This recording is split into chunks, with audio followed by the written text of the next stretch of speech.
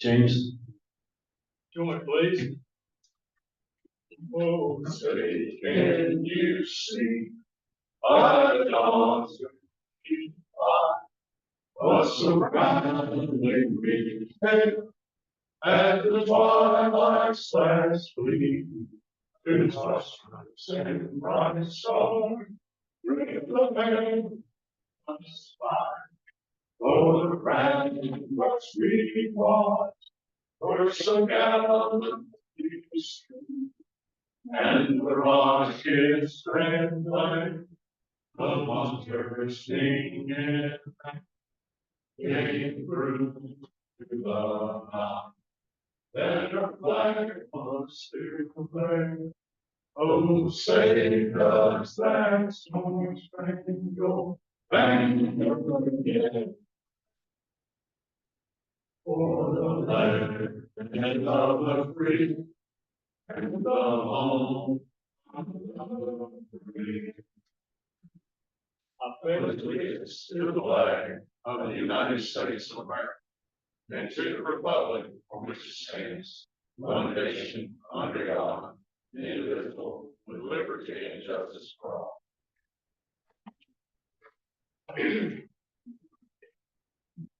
Mr. Les Speaker, invocation, please.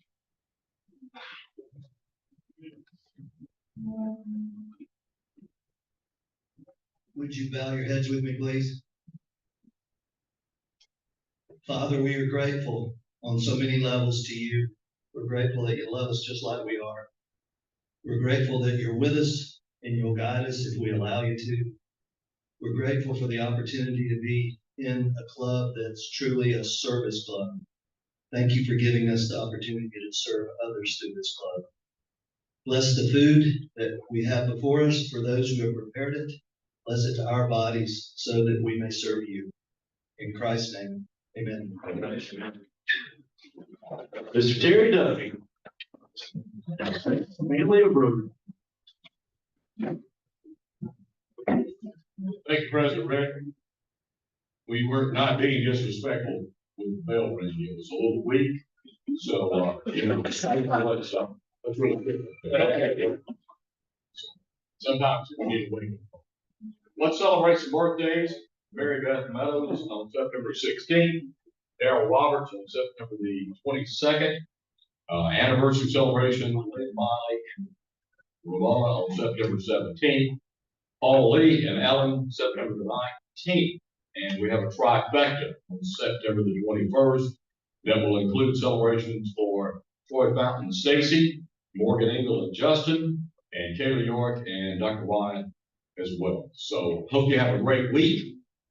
Football is a little bit better, maybe, on this past weekend. I thought Troy was good there for a while. I hope y'all have a great week. Thank you.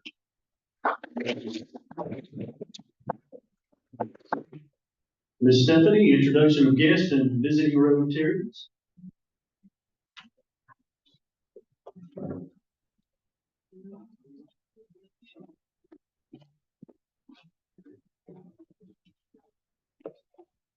We're happy to welcome our guests and visiting Rotarians today.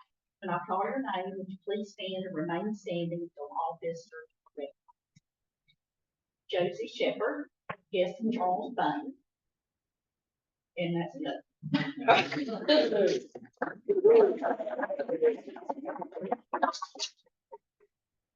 Mr. Brandon Parrish.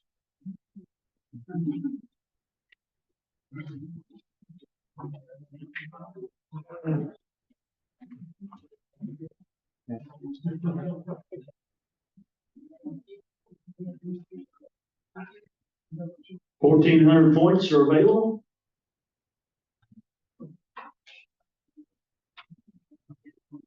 Nine, 9, 4, 1.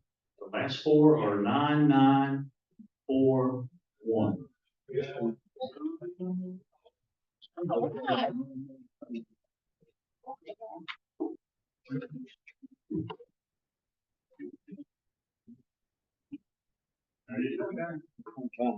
Five diamonds, it lives on. Miss Fran and Caitlin.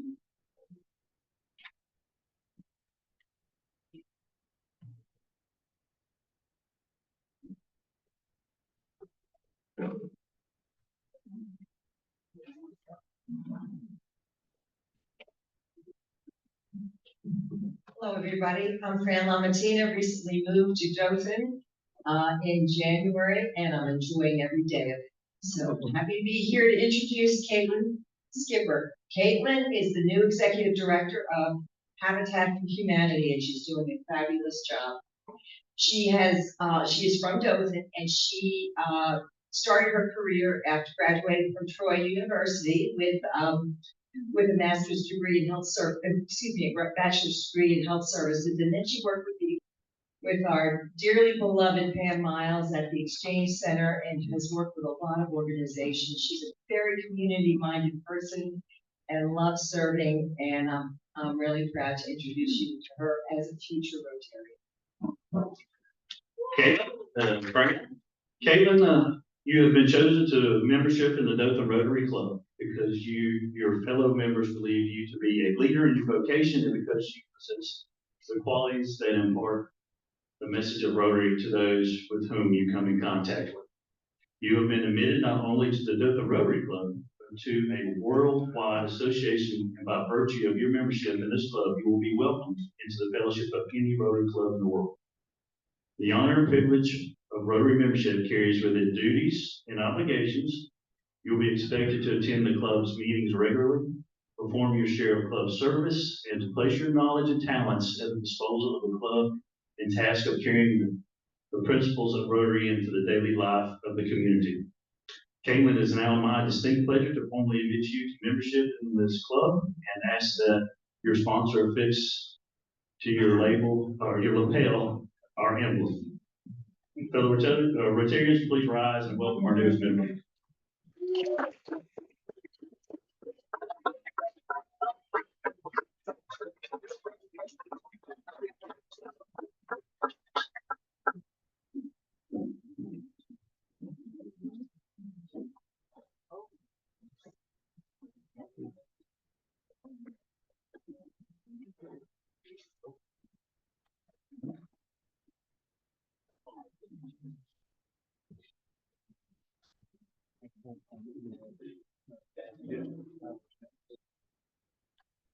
We have a few announcements. Margaret?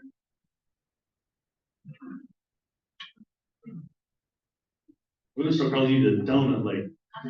Donuts. Mother's Day, purple pinky donuts that are just for you guys. And really, I wore it because go Knowles. Because my table would crucify me if I came with garnet. So I chickened out. I got purple on. But anyway, so for purple pinky donut campaign, so we are well on the way. So thank you all who has already signed up. It is not too late, and so you've got your two pieces of paper on your table. So there's the flyer, and then there's also the order form. And so we have the deadline to order is October the 4th. So we've got today and 2 more Mondays. We've got more time this year. That means we're going to sell more boxes, right? So we sold 335 boxes last year. So our goal is 100% club participation for sure. But we set a preliminary goal of 100, and we want to achieve that and exceed that. And so just a little bit more information from some of you if it's your first time. So for there's one change this year. So the box has 12 regular sized donuts. So last year was long donuts. And so these are your regular sized purple donuts. They're $25 a box. And so with each box that we sell, we will actually donate $187.50 to End Polio Now campaign. So we're really excited about that. The pickup date is October 22nd, and we are going up to First United Methodist Church has so graciously agreed to let us use their location again. That worked really well last year. We don't know times yet, so as we get closer to that, we will let you guys know that. And then also, if you, on the form, if you do participate, we will be able to enter that for your tall parents, to count for your tall parents. So you got 4 ways to pay. Cash is always good. Check, credit cards, and I know Heather's here today and can do credit card, and then we can bill you if needed. And so again, thank you guys. So we will get to see me again next week. And so thank you very much. Thank you, Heather. Ms. Gibbon?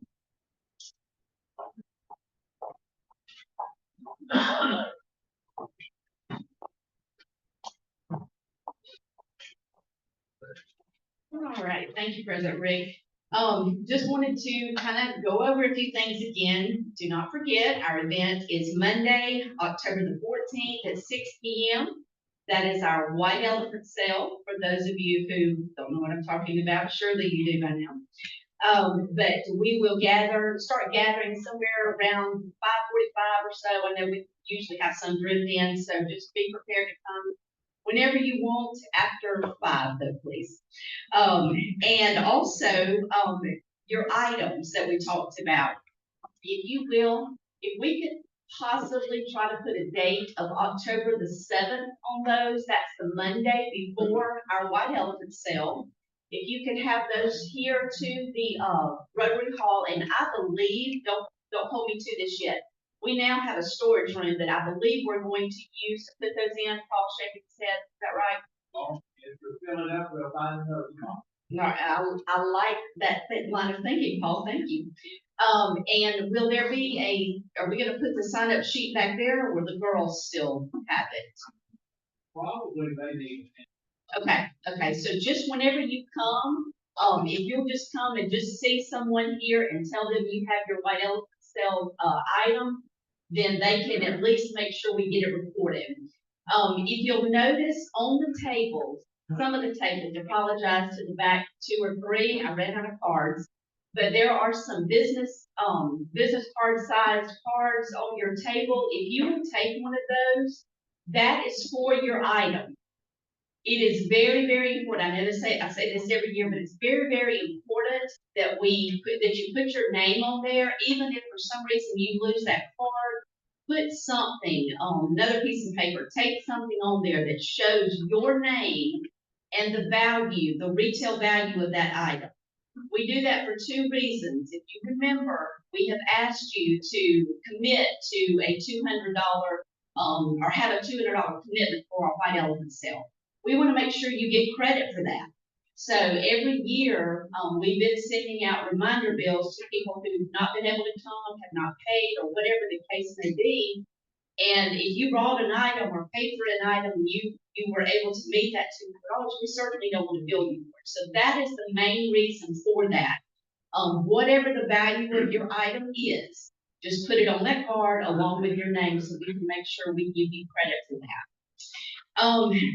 One other thing that, and this was, I have to give Walter credit, it was his idea, but he was talking about, we do have several new members, over the last couple of years, and I made a plea last week to try to bring an item, not necessarily just money. Now, again, we will take money, do not misunderstand me, we will take money. But an item just seems to bring more money most of the time because people are going to get in a bidding war hopefully and want that item. So we just tend to raise more money the more items we have. So Walter's idea was to give an idea of some items that have done pretty well in the past. And so I just wanted to throw out some ideas for those of you who are struggling to figure out what you're going to bring. Any kind of gift cards, especially if they are restaurant gift cards, something unique, a massage gift card, some type of gift card typically does pretty well for us. Gift baskets. A lot of times we'll have themed gift baskets, like a spa day or a football theme, Auburn, Alabama, something along those lines. I know I spoke with Kirk earlier. He was talking about a Troy football themed Troy themed basket, or maybe not necessarily football, sorry about that. I'm trying to tie you down to football stuff. But, Troy themes, so, just keep in mind that any kind of themed gift basket usually does well. TVs and electronics, those always typically do well, whether might be an Apple Watch, maybe the AirPods, the sound bar, some kind of TV, anything like that seems to do well. Tools, men typically like the tools. We brought it back to the time of year where the National Peanut Festival and the football games are really popular. So if you've got some football tickets that you're not going to use, maybe you're season ticket holders and you've got a Saturday or whatever you can't go, those can be auctioned off, especially the championship or the playoff games. I know if one of our teams are there, you probably want to go, but if you have an extra set, those would be a good auction item. Weekend trips, maybe you own a place down at the beach or a place somewhere at the lake or something like that. Airbnb, those go really well. Just get creative. The holiday themed items, got to mention those. We'll be doing this October 14th, which is right before the Halloween holiday, Thanksgiving, and Christmas, fall. Any of that typically goes well. The ladies really like that stuff. So just keep in mind, again, just get creative with it. Just think about what the best piece of advice is. What would you want to buy? What would you want to come to the auction and see?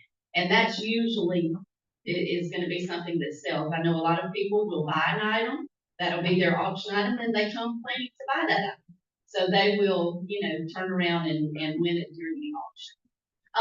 Real quick, is there anything that anybody else, some of the members that have been doing this for years, is there anything you'd like to see that I did not mention? I covered them all, didn't I? All right. Okay, well, just think, think about that, and if there is, maybe that could be an item that you're looking at. Also, one other thing I do want to mention, sometimes we have, members who will go together and they will buy a larger item, and that usually winds up in the live auction. You can do that as well. Just maybe your table wants to go together and buy something pretty nice. That is certainly optional. So, all right, thank you all. I appreciate you very much. And again, Jenny Logan is going to head up our live auction. Rosemary McKibben is going to head up the silent auction. So if you have any questions, feel free to contact any of us. Thank you.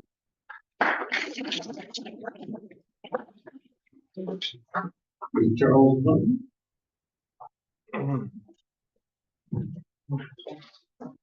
Good afternoon. Wanted to update y'all on the United Way campaign. This year, I've got the honor to be the chairman of the board of trustees, and so wanted to just kind of update y'all a little bit on the campaign. If you were here about a month ago, we packaged 50,000 meals in here, which was really, really cool. There were about 300 people in here. Show of hands, if you were here that day, it was really amazing. A lot of folks here, but anyway, I wanted to show y'all the video, a little bit of kind of what's going on. You kind of look around and you go, my gosh, Walter Hill, he's over, he's not even here. What's the deal? And then Stevie Sauls is our campaign chairman, and he's not here, but actually they are here. But there they are, right there. So they are here with us. But anyway, I put on everybody's table, our bus tour is coming up this Thursday. And we started this several years ago where when we added Barber County, we get on a bus, all the chairmen, the staff of the United Way, and we go from county to county, and every county has this unbelievable amount of excitement there. They'll have marching bands, they'll have cheerleaders. It's really an amazing day, and Walter always seems to get Miss Alabama to look at this, which is cool too. It kind of brings out a lot of the little misses and the team beauty pageants and things like that. So, but anyway, Josie came today. She is on the payroll at the United Way, and fun fact about her maiden name was Bunty. And at packaging the bills, I got to talking to her dad, and we found out we're somewhere down the food chain, about 3 levels down. But anyway, we're somewhere like that. But anyway, this is a picture of when we packaged the meals and we revealed our campaign goal, which is pretty hefty, 2.9292929. And but we're real excited about it. The foundation is for several years did a matching grant of $400,000 for these agencies. By the way, we have 39 agencies. 40, sorry, we've got 40 agencies, and WRC is one, Food Bank is one with David Hanks, and but this year they announced they're bumping it up to 450, which we're thrilled about. And Johnson's mom, Hope, was instrumental on that. She's on the foundation board with Troy, and really pushed for us to get that increase, and we're happy to have it. So, we want to roll the video? Yeah. We'll roll the video. about where Walter? Yeah, okay, so you ask, okay, where's Phil? That's not really him. He is on this cruise this weekend, okay? If you're involved with the chamber at all, they started a new campaign to raise money for the year for advertising about 3 years ago. It's an amazing campaign, but they have these incentives, and if you hit these incentives, one of the prizes is a cruise. Well, there's our Walter and his lovely wife, Melanie, and then right front and center, there's Mary Beth right there, and her husband's got her a big old jug of wine right there.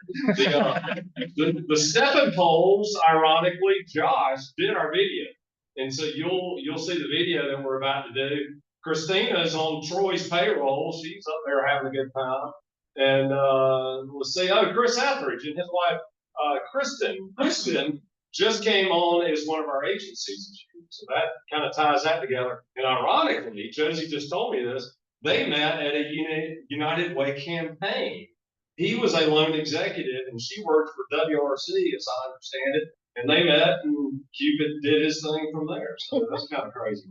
But let's see what else we got in there. There's Susan in the back, but yeah, they're just living the high life. So they're coming back from that. And so we'll roll the video, which Stevie is a member of our club. He kind of heads up this video and just did a great job.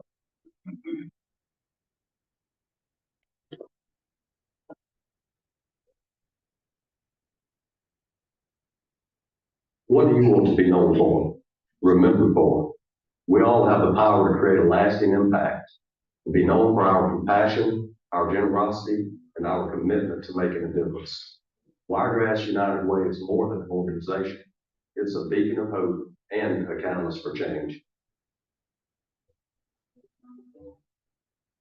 The Christian Mission Centers consist of 4 ministries: benevolence, food, shelter, and recovery. The New Life Recovery Ministry is a 6-month residential work study program utilizing a faith-based curriculum designed to help men and women truly break free from addiction. A woman in her 30s entered our care. She told us that she'd been an addict since she was 12 years old. This young woman came from a family plagued with generational addiction. At the young age of 4, her mother was already exchanging her body for drugs. Eventually, she began to fight back, so her mother introduced her to methamphetamines as a control mechanism. By the age of 12, she had been with hundreds of men and was in full-blown addiction. At the age of 14, she dropped out of school and she married a 20-year-old man. Drugs continued to be her survival mechanism as she coped with a traumatic and abusive marriage. We hear stories like this every day.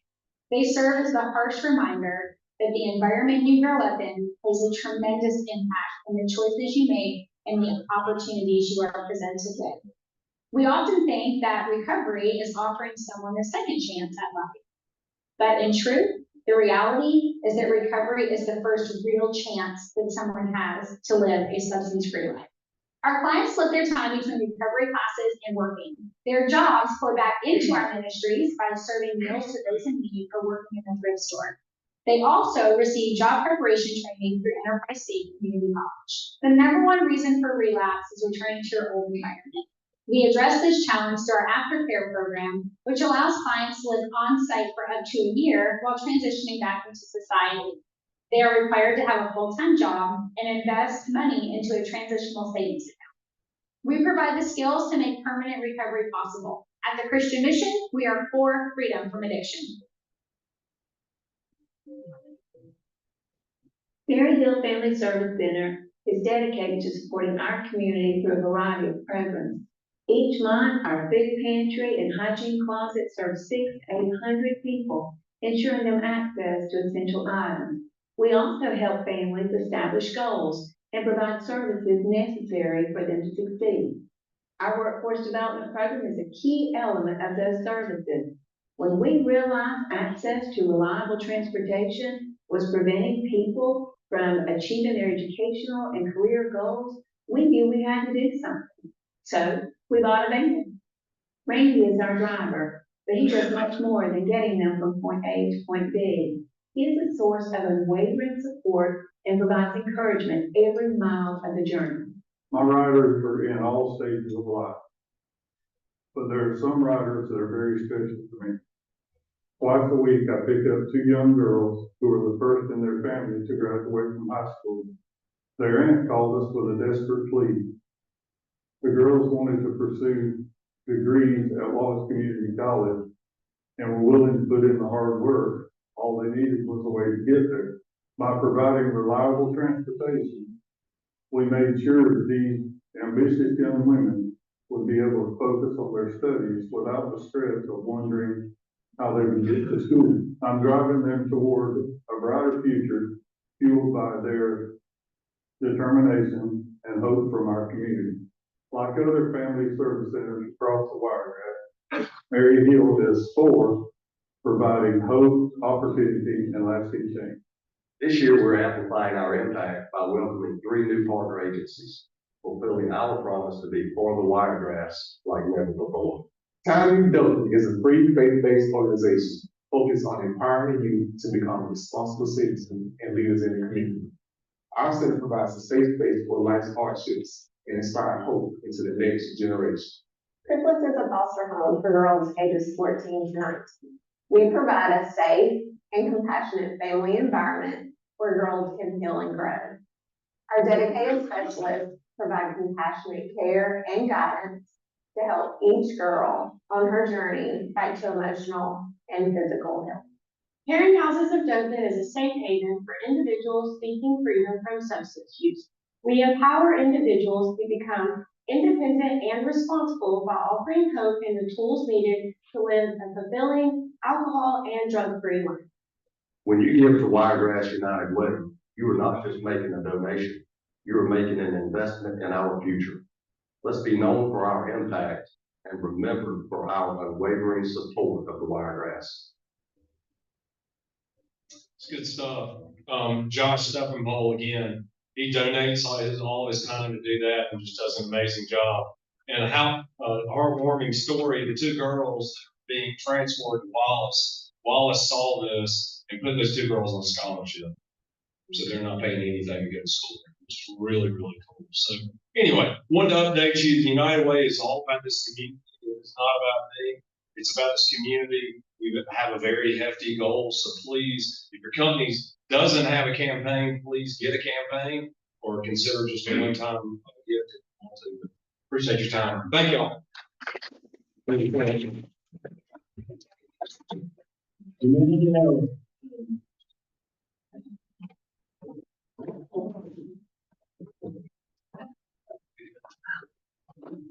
Thank you, Mr. President. All right, I've got one quick question before I introduce the guy I'm going to introduce to you today. How many of you have had moonshine or was around someone who had moonshine? So there you go. I thought this group would probably raise a lot of hands. The guy I'm about to introduce you to is the grandson of Clyde May. And if you don't know who Clyde May is, he was a moonshiner in the state of Alabama for a long time. And his grandson, I had lunch with not long ago, told me he never made a legal bottle of whiskey. But they have since converted that to they're actually making it legally here in the state. And so with that, I want to introduce you to L.C. May, the grandson of Clyde May.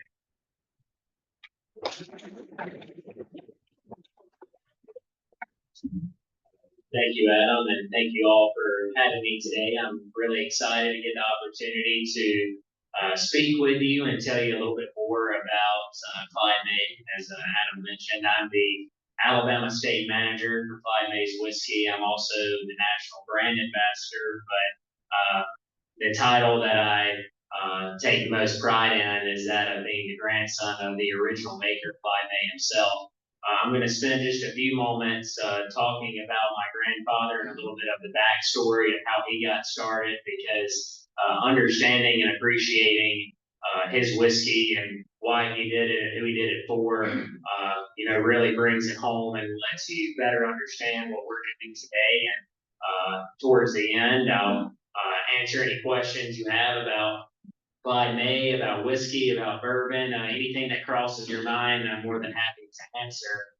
But to dive right into it, as Adam mentioned, my grandfather was a moonshiner, started making moonshine in 1946. He never sold a legal bottle in his entire life. So he was born to a single mother in between Union Springs and Troy, Alabama. So myself, my grandfather, my parents, and all of my aunts and uncles, we all grew up on the Bullock and Pike County line. We just happened to be on the Bullock County side, but in a very rural area, to say the least, which, like I said, I can attest to because I was born and raised there. I grew up in the kind of place where you had to go to town to hunt, but when traded for the world, it was a great childhood and a great place to grow up. And that's where Clyde May raised his family up. And he had a difficult childhood himself. I'm grateful for the life I have, but it's the sacrifices he made and my father made that gave me that opportunity. But what really motivated Clyde May to provide that better life was the difficult childhood he had. He was born to a single mother who died when he was 5 years old. He was raised by his grandparents during the Great Depression, and they already had multiple children. So, he grew up his whole life having some level of guilt, feeling like, he was taking food out of the mouths of their real children, so to speak. Not that they ever felt that way. That was just a personal belief, but it was something that really lit a fire in him, and he was determined to provide a better life for his future family. Before he started growing that family, he did serve in World War II with the U.S. Army. If anyone's familiar with the movie or the book Hacksaw Ridge, which is based on the life of Desmond Doss, he and Desmond Doss were in the same infantry together in '77. Clyde May was shot in his feet and his ankles, and had to get sent home to recover from those injuries. He was in a wheelchair for a period of time as he recovered from that injury. He's a Purple Heart recipient, a Bronze Star recipient, and he had married my grandmother shortly before being sent overseas. So once he returned home, he started raising his family. By the time it was all said and done, he had 8 children with my grandmother. So a lot of mouths to feed in a rural area that didn't have a whole lot to offer, especially when you're an 8th grade dropout. So, what do you do to provide a more comfortable life for your family? Well, you start making moonshine.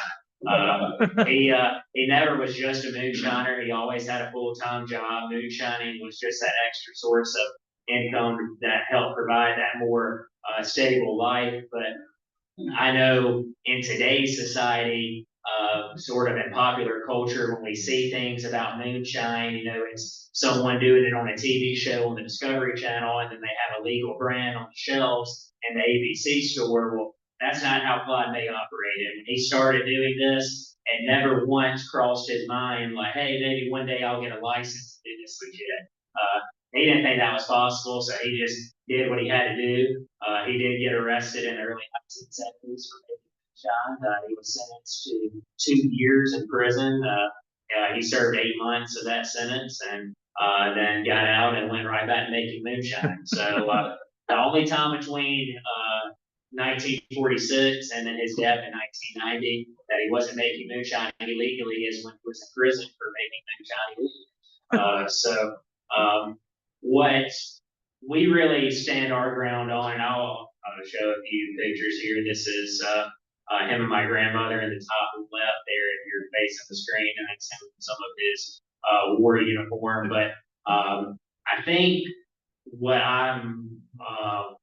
I try to get across to people when I have the opportunity to speak like I am today, I like to get across that I'm not selling Clyde May's whiskey. I'm selling Clyde May's legacy. And that legacy was an incredible work ethic, honesty, in other words, being a man of your word and taking care of your family. And this is his family right here.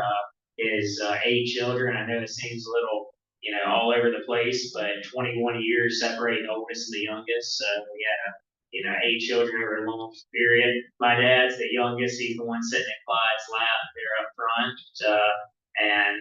Yeah, so that's the whole family. And that's the reason he did what he did each and every day. He didn't take pride in doing something illegal. What he took pride in is doing things the right way and providing for his family. And while, yes, moonshining and whiskey making was illegal, that didn't mean he had to cut corners. He was a firm believer in that. He was a firm believer that no matter what you do in your life, if you're building birdhouses or you're baling hay or you're building a rocket ship or you're making whiskey, you put your all into it. And if you do something long enough, it does become part of you. It sort of gets in your blood. And it got to the point where maybe it was a little bit more than just a money-making venture. It was something he was passionate about. And he did several things that made him different from other moonshiners, one of which was the type of moonshine still that he designed. So not that you guys spend your free time going on Google and image searching moonshine stills, but if you were to do that, you would see that a majority of moonshine stills are pot stills. They don't look anything like the one you see in this image. He actually designed this still. We call it the Clyde 240. He didn't call it that because you don't attach your name to something you're doing illegally. So he called it 240. And the reason he called it the 240 is that one piece, which is the actual tank of the still, cost about $240 worth of copper to build in the mid-1960s. And if you factor for inflation, that's well over $1,000 in today's dollars. And while he only got arrested one time, most local law enforcement had a mutual respect for moonshiners. Moonshiners didn't really hurt anybody. Law enforcement had a job to do. So most of the time, your punishment was that they would destroy your still and just kind of leave it there. And then you're in the hole however much you had invested in that operation. So to invest that kind of money in something that at any given time, on any given day, revenue or local sheriff's deputy could find it and destroy it, that was a big commitment to excellence. And he felt like this type of still made a higher quality of whiskey. And then you see on the right, those are just baked apple slices. That's something else he did that was unique.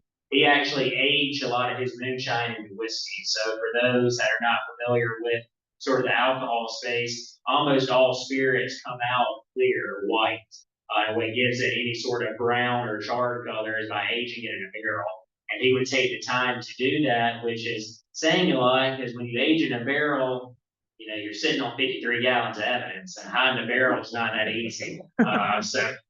He did it one barrel at a time. He was only could age it for about a year, which we age it much longer today, but he didn't have the fortune to be able to age it for very long. So to help smooth it out and round out some of that roughness at the very end of the aging process, he would add just hints of these oven-dried apple slices, and that would help soften the whiskey. And we didn't do that today in one of our products. I'll show it here in a moment, but it's called Clyde May's Alabama style whiskey. That's what the term Alabama style means, that it's finished with a hint of apple, but it's not for flavor, it's for finish to help soften the whiskey up. But my grandfather died in 1990, as I mentioned before, having no aspirations, no dreams of creating a legal brand. But 11 years after he died, one of my uncles, his son, Kenny May, started the legal brand that we know today. For a long period of time, it was a very small brand, really can only be found not only in Alabama, but only certain parts of Alabama. So the family has always been a big supporter of it, of course, but there was a long period of time where, we didn't necessarily think it was going to get any bigger than outside of a handful of places in the state of Alabama. But fortunately for us and for my grandfather's name and legacy, around 2014, we kind of got a new group of investors and a new group of people, some industry veterans, to help grow the brand outside of just Alabama and really launch the story of Clyde May everywhere.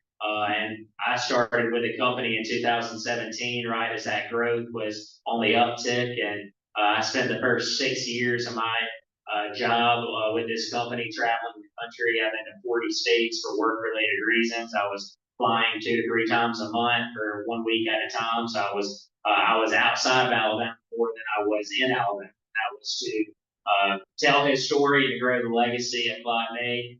Happy to say we can now be found in all 50 states and 12 countries. So for someone who once upon a time was doing it illegally in the woods of Southeast Alabama and have his recipe and his name and image and legacy to be all over the world means a lot to the family. And even more importantly, for those that are familiar with the state of Alabama, we're a step or two behind the times in a variety of factors when it comes to a lot of things, especially alcohol.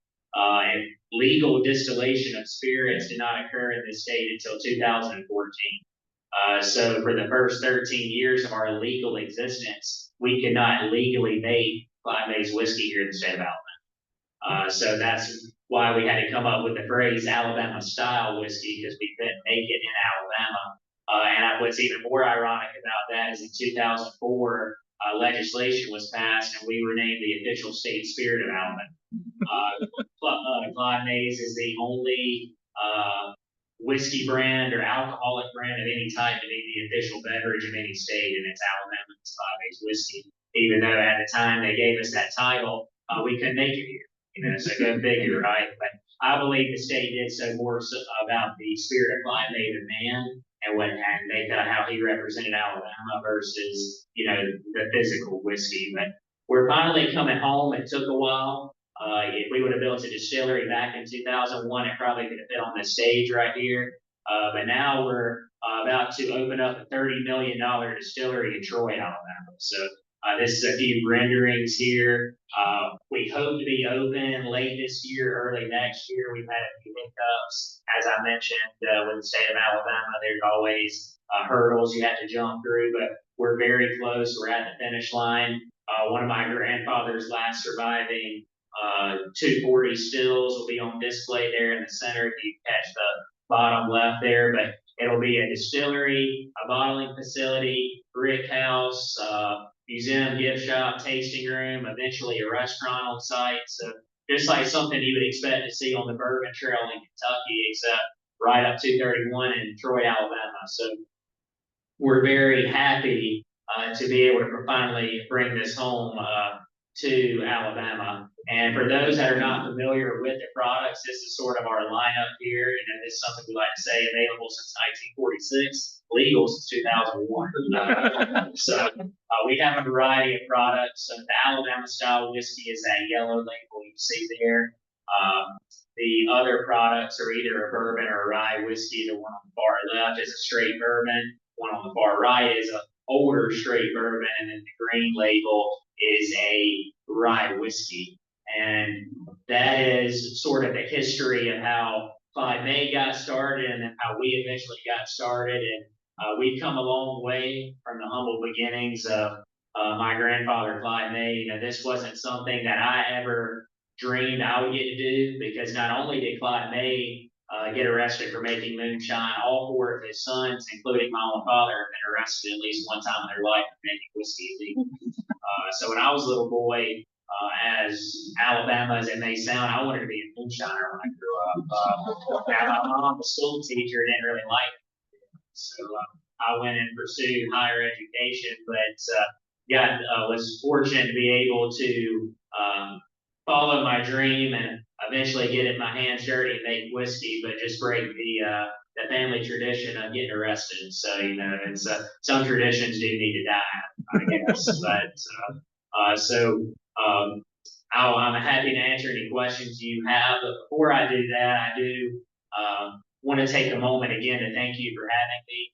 Like I said a moment ago, I do what I do each and every day for Clyde May, and I believe that the values and everything he stood for in his life, while there are things a lot of us stand for, I think it's a lot of values that are missing in today's world. You know, I mean, yes, the world's divided in just about every way you can be divided, but I think we can all agree to work hard, be honest, and take care of your family. And he might have had a rap sheet, but I think the world was a better place when Clyde May was in. And I hope in my travels and when I get to do my things, I hope if I can impact one person with the story of Clyde May, then I feel like I've done my job. But I'm immensely grateful to all of you because I might be here and you might think it's cool that I'm here. I don't know, maybe you don't, but you've done more for me today by just listening to me than I could have ever done for you. So thank you so much for the opportunity to speak and briefly go over the history. But like I said, if you have any questions about Clyde May, about whiskey making, about bourbon, about the Alabama ABC, hit me with it and we'll get real. Yes, sir. Do you still use the 240 styles too? So our mass-produced items will not use that. Now my grandfather, part of the reason he designed that still is for mass production, his scale. We'll probably sell close to 100,000 cases in the United States this year. In his heyday, when he was doing it illegally, during the better times of the year, he was selling about 300 gallons a week. So obviously, that was monster scale for a moonshiner, but too small for us to produce in mass quantities with that type of still. However, we do have plans to create a distillery exclusive item that will be produced and made on a Clyde 240. Yes, sir. What's the primary source of wood, the barrel, and how often can you use it, or how long can you use it? That's an excellent question. So, just in general, bourbon has a set of laws that you must follow in order to qualify as a bourbon. I'm sure many of you, and it's not uncommon, trust me. Anybody in this room ever heard that bourbon has to be made in Kentucky? Anybody ever heard that or think that? Yeah, so that's not true.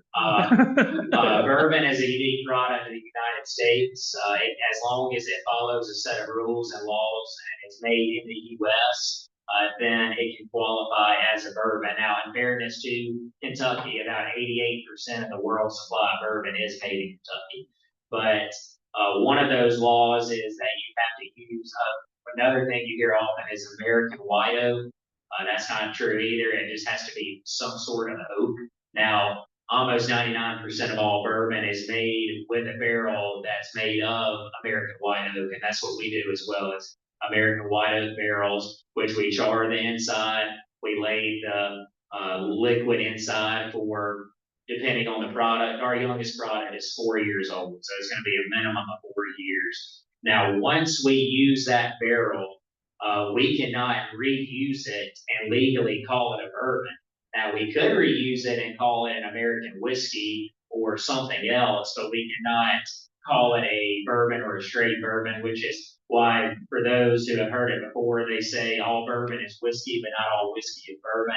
That's why, because you cannot reuse the same barrel twice, which is why most bourbon brands, once they have dumped the liquid out of the barrel, and we do this as well, we sell our barrels to third-party companies who turn around and sell them to furniture makers, wine makers, scotch makers, tequila makers, because they can take a used bourbon barrel and age a tequila or a scotch to create their product.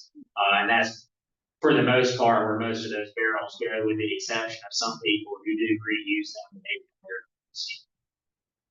Yes, sir. Where's your whiskey made now?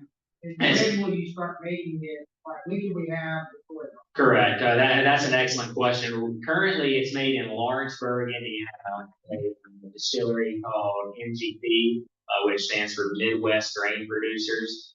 They contract distill for a lot of brands that have one issue or another. Ours, we can legally make it in Alabama. So the product is made to our specifications. We just don't own the facility that's making it. It's contract distilling. So once we open, we will begin bottling in Troy, Alabama immediately. So even it was distilled and aged in Indiana, but we're going to bring the product down to Alabama and bottle it here.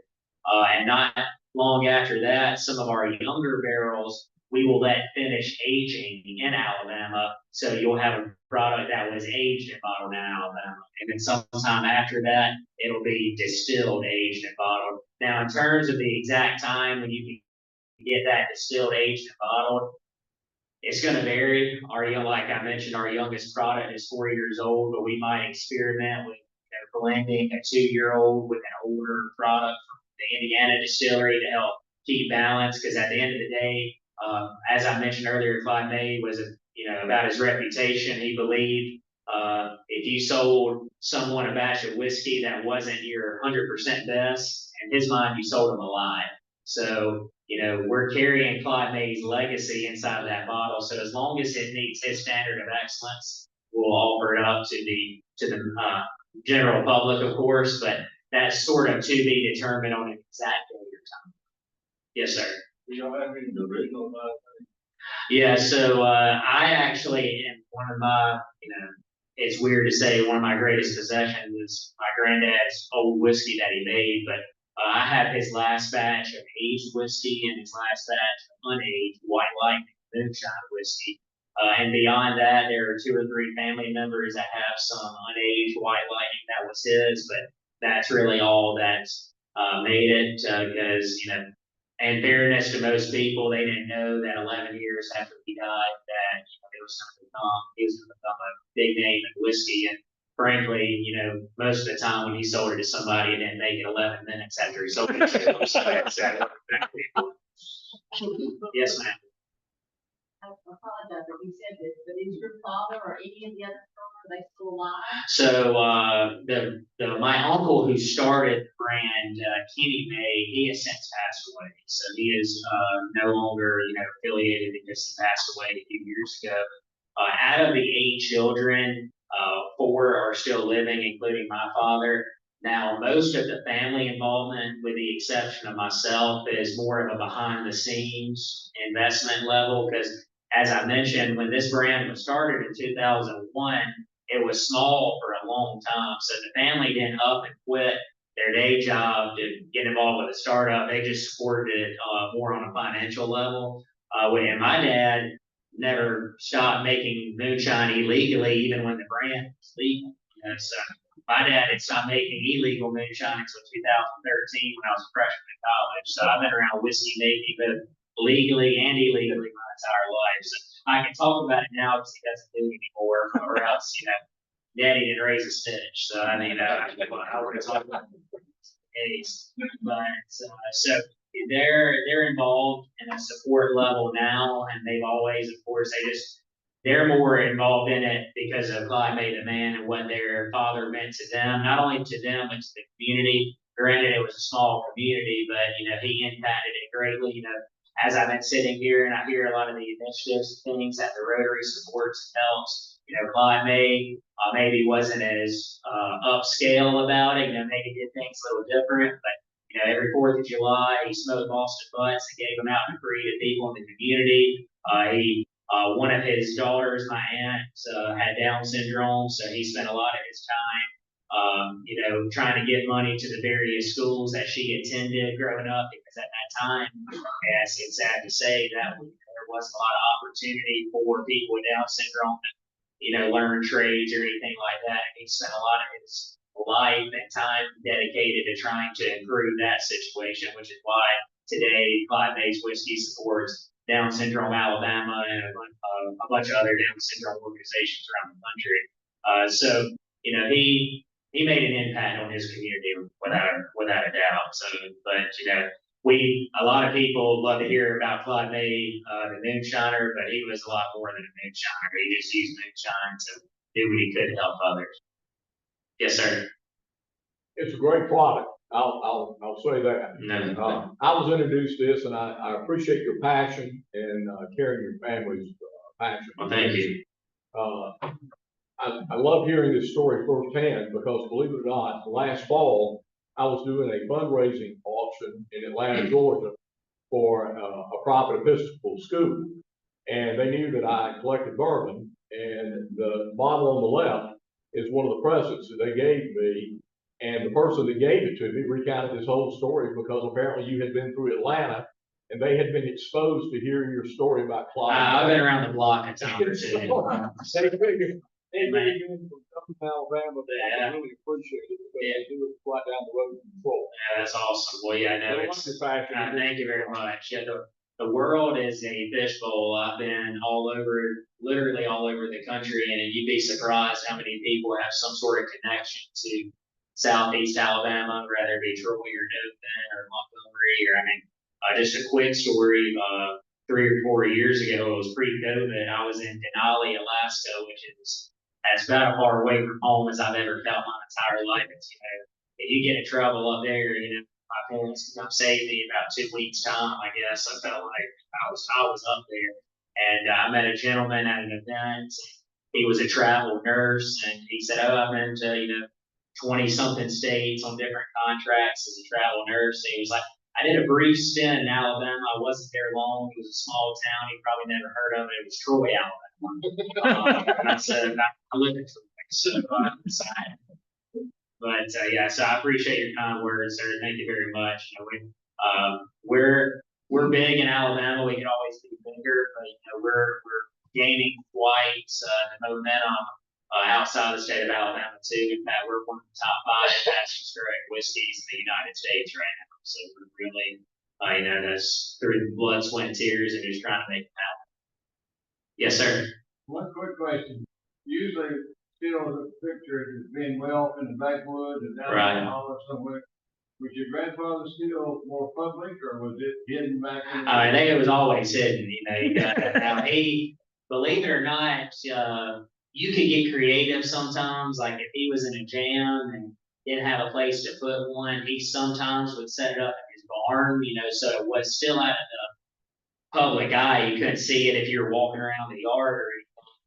But most of the time, it was tucked back on either his property or even some friends or family's property. Because technically speaking, if you find a moonshine still on somebody else's property, they can't arrest you for it if it's onto your property unless they catch you at the still, because you can make an argument. Somebody hopped the fence and built a still on my property. I don't know anything about it. So he had to lean into that with friends and family over the years. Because he only got arrested one time between 46 and 90. He probably had the better part of close to 30 stills that got destroyed. Because like I said, it was a mutual respect. I mean, everybody knew Clyde May was making whiskey. I mean, you be quiet about it, word gets out, especially if you're good at it. But they understood that he was just trying to provide for his family, and they were not in a situation where they were trying to set up and catch him or anything. But I guess he got too big too quick, and eventually they got after him. Got him that one time and sentenced him to 2 years and served 8 months and got out and went right back at it. So, yes, sir. Clyde May whiskey might be a great white elephant still auction. Well, I'll say this, alcohol is what it is. We do everything we can to tell the story of Clyde and support local causes. So I'll leave a few of my business cards, and if y'all are ever having some sort of silent auction or white elephant or whatever it may be, I'm happy to donate products and help with that. I'm also happy to set up a tasting at various events if it'll help elevate your event, get people excited. Listen, I mean, if we wanted to know work day here today, we could really have to go over. There you go. Yes, sir.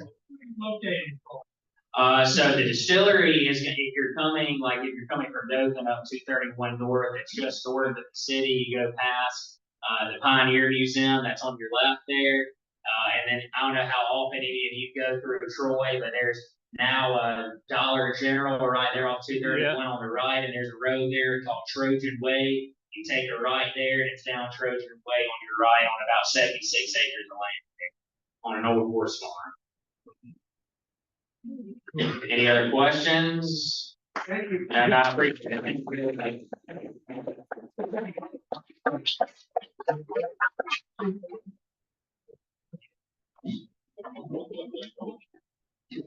Just a reminder, we have a board meeting today, so we can bolt out of here straight up there. Next week's program, the sharp, we'll have Scott Armory. Again, board meeting today. Don't leave without coming to the board meeting. Got to vote. Let's stand and thank you for everybody, for the program.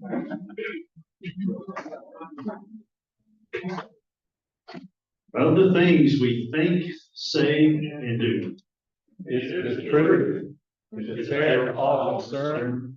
Will build goodwill and better friendships. Will be beneficial to all.